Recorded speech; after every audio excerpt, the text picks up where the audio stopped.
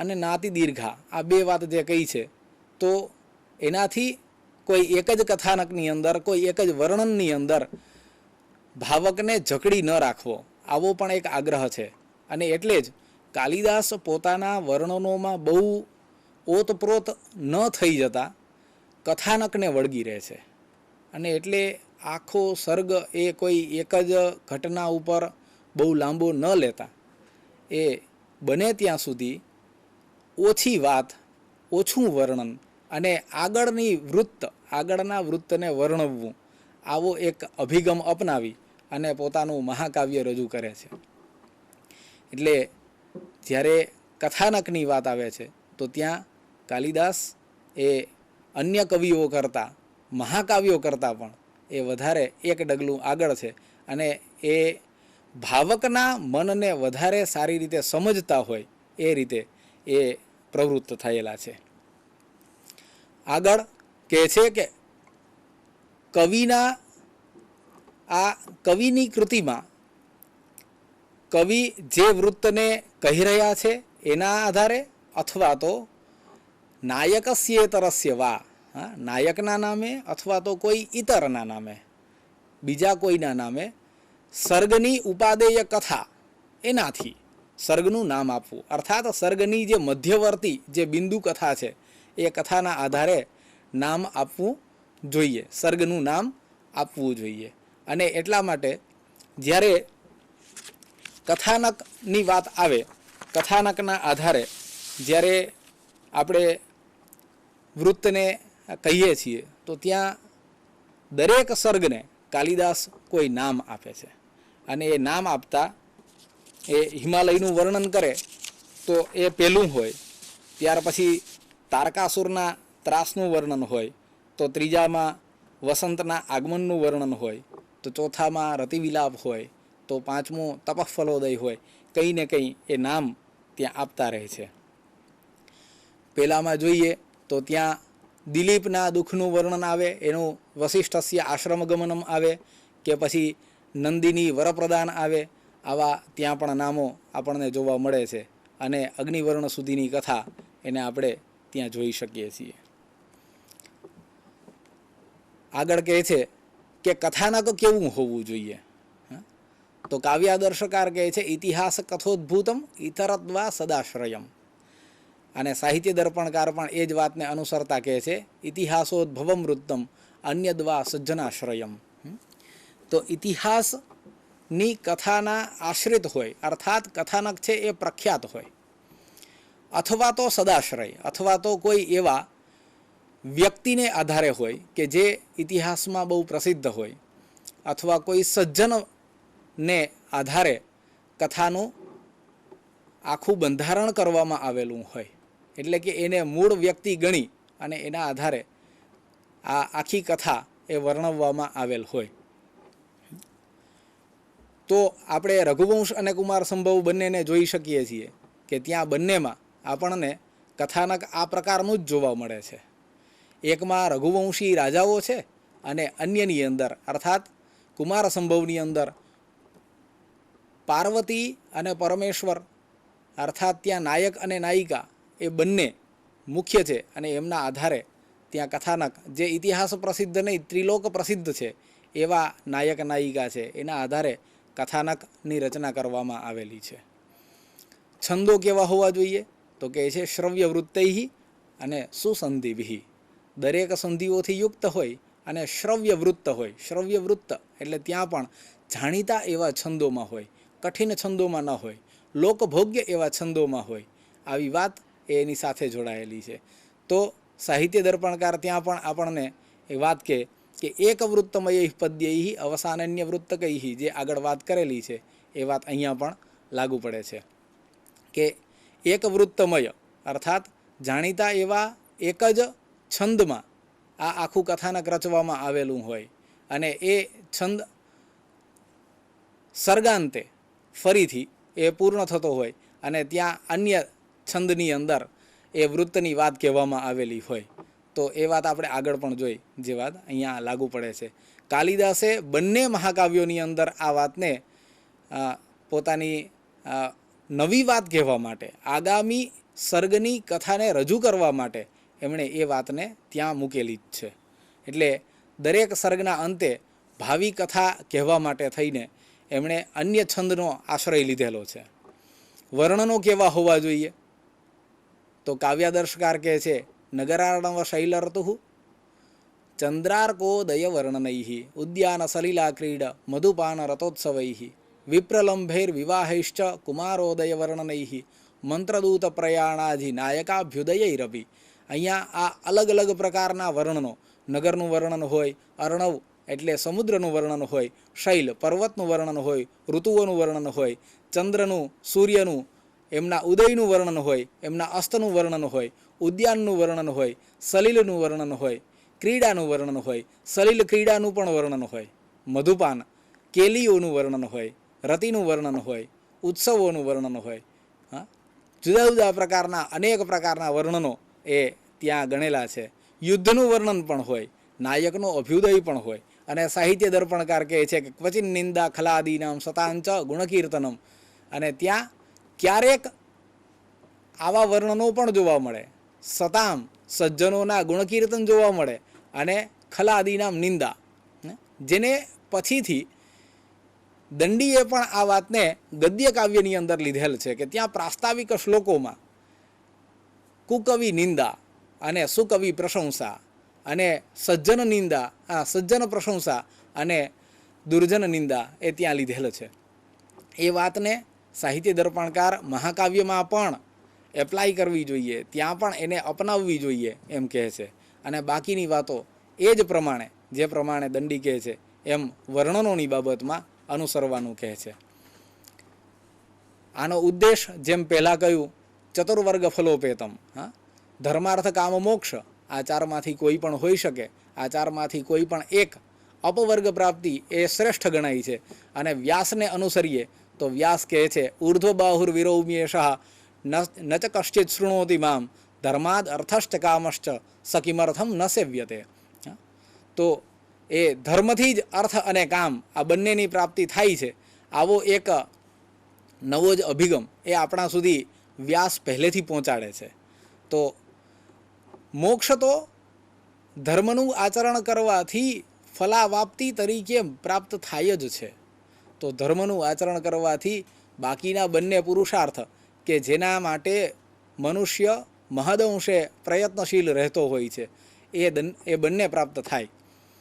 અહીંયા કવિએ રઘુવંશના ઉદ્દેશ તરીકે ત્યાં પુણ્ય શ્લોકના સ્મરણથી પુણ્ય પ્રાપ્તિ અને એનાથી ધર્માચરણ, અને મમ્મટની વાત કરીએ તો કાંતા સંમિત તયોપદેશયુજે એ વાતને અનુસરીએ. અને રામાદિવત વર્તિતવ્યમ ન રાવણાદિવત, એ વાતને ચરિતાર્થ કરવા માટે રામના ચરિત્રને વર્ણવી અને એના ગાન કરવાથી પોતાના જે કર્મબંધનો છે એ કર્મબંધનોને ટાળવા, અને કર્મબંધનોને ટાળવા થકી અપવર્ગ પ્રાપ્તિ થાય. આમ ચતુર્વિધ પુરુષાર્થ પ્રાપ્તિ એ લક્ષ્ય હોઈ શકે. અને એમ ન જુઓ તો ધર્મ એની પ્રાપ્તિ, ધર્માચરણ કરવું એ એક, અને ધર્મનો ઉપદેશ આપવો, કાંતા સંમિત એવો ઉપદેશ આપવો એ એમનું એક લક્ષ્ય હતું. અને કુમાર સંભવની અંદર એક સ્થૂળ કહી શકાય એ રીતે જુઓ તો ત્યાં કુમારની પ્રાપ્તિ, અને એ દ્વારા દેવોને ફરીથી સ્વર્ગનું શાસન પ્રાપ્ત થાય, તારકાસુરનો વધ થાય, આવો એક ઉદ્દેશ એ ત્યાં છે. એટલે બીજા શબ્દોમાં કહીએ તો ત્યાં પણ ધર્મનું ફરીથી શાસન થાય, દેવોનું ફરીથી શાસન થાય, અર્થાત પ્રકૃતિ ફરીથી પોતાના સુનિયોજિત એવા કાર્યોને કરતી થાય, અને ઋતુચક્ર, પ્રકૃતિચક્ર એ ફરીથી સંયમિત થાય, નિયંત્રિત થાય. એ માટે કુમારની પ્રાપ્તિ, આ એક લક્ષ્ય એ ત્યાં જોવા મળે છે. એમ પણ કહી શકાય કે કુ અર્થાત પૃથ્વી, અને તામ મારયતિ તારયતિ વા આનંદયતિ વા સહ કુમાર, અર્થાત પૃથ્વીના ભારનું અવતરણ કરવા માટે, પૃથ્વીના ભારને ઓછો કરવા માટે, હળવો કરવા માટે આ કુમાર સંભવ એની રચના કરવામાં આવી. અર્થાત કુમારની ઉત્પત્તિ થાય એવું લક્ષ્ય સેવવામાં આવ્યું અને એવા લક્ષ્યને લઈ અને કવિએ કુમાર સંભવમ એ કાવ્યની રચના કરી છે. તો આ બંનેમાં આપણને ધર્મ, અર્થ, કામ અને મોક્ષ આ ચારમાંથી કોઈ પણ પુરુષાર્થને આપણે લક્ષ્ય કહી શકીએ એવી પ્રતિભા સંપન્ન આ કવિની કૃતિ અહીંયા જોવા મળે છે. બંને મહાકાવ્યોમાં ચતુર્વર્ગ ફલોપેતમ એ છે. અને બાકી આપણે મોક્ષને જો મુખ્ય ગણીએ તો બાકીના 3 પુરુષાર્થો એ આનુષંગિક રીતે અંગાંગી ભાવે ત્યાં જોડાયેલા જ છે એ પણ કહી શકાય. આમ કવિએ અહીંયા ચતુર્વર્ગ ફલોપેતમ એ વાતને સાર્થક કરી છે. અને નાયક કેવા હોવા જોઈએ તો કહે છે ચતુરોદાત્ત નાયકમ. ચતુર અને ઉદાત્ત, ધીરોદાત્ત નાયક હોવો જોઈએ. અને એના માટે નાયકના લક્ષણ કહેતી વખતે ધીરોદાત્ત નાયકનું લક્ષણ કહે છે અવિકથન ક્ષમાવાન અતિગંભીરો મહાસત્વ સ્થેયાન નિગૂઢવાનો ધીરોદાત્ત દૃઢવ્રત કથિત. તો એવો એ નાયક હોય કે જે ધીરોદાત્ત હોય. અને સાહિત્ય દર્પણકાર કહે છે કે એક વંશ ભવા ભૂપા ક્ષત્રિયા કુલજા બહવો પીવા. એક વંશ ભવા ભૂપાહા, ક્યારેક એવું પણ બને કે એક વંશ ભવા ભૂપાહા, એક જ વંશમાં ઉત્પન્ન થયેલા ઘણા બધા નાયકો હોઈ શકે. ઘણા બધા નાયકોનું ત્યાં ચરિત્ર ચિત્રણ કરવામાં આવ્યું હોય મહાકાવ્યમાં, એવું પણ બને. મહદઅંશે એક જ નાયક હોય પણ છતાંય ક્યારેક આવું પણ બને. અને ઇતરદ્વા સદાશ્રયમ, અને કાં તો પછી કોઈ ઇતરત કોઈ સજ્જનના આશ્રિત હોય એવું પણ બને. તો આમ બંને રીતે ચતુરોદાત્ત નાયક અને એક વંશ ભવા ભૂપાહ કુલજાહ બહવો પીવા એ બંને રીતે જોવા જાઓ તો કાલિદાસે બંને પ્રકારના નાયકને કલ્પેલા છે. રઘુવંશમાં એક વંશ ભવા ભૂપાહા એ પ્રકારના, અર્થાત એક જ વંશમાં ઉત્પન્ન થયેલા અનેક નાયકો એની કલ્પના એ ત્યાં ચરિતાર્થ કરી છે. અને જ્યાં કુમાર સંભવની વાત આવે તો ત્યાં ઇતરદ્વા સદાશ્રયમ એલો અથવા તો ત્રિલોક નાયક એવા શિવને ત્યાં નાયક તરીકે મૂલવેલા છે. આ રીતે લો તો નાયક એ આવા જોઈએ કે જે શ્રેષ્ઠ હોય, જે જગદ અધિપતિ બની શકે એવા હોય. અને રઘુવંશના જે બધા નાયકો છે એ રાજાઓ પણ સ્વર્ગ સુધી જનારા છે, એ બધા ઇન્દ્રને સહાય કરનારા છે. એવા તો એ ઉદાત્ત નાયકો છે. કાલિદાસની લગભગ બધી કૃતિઓમાં તમે જુઓ તો ત્યાં બધામાં આપ આ જોઈ શકો છો કે એમના જે નાયક છે એ નાયકો એ દેવોને સહાયતા કરવા માટે વારંવાર સ્વર્ગ સુધી જાય છે.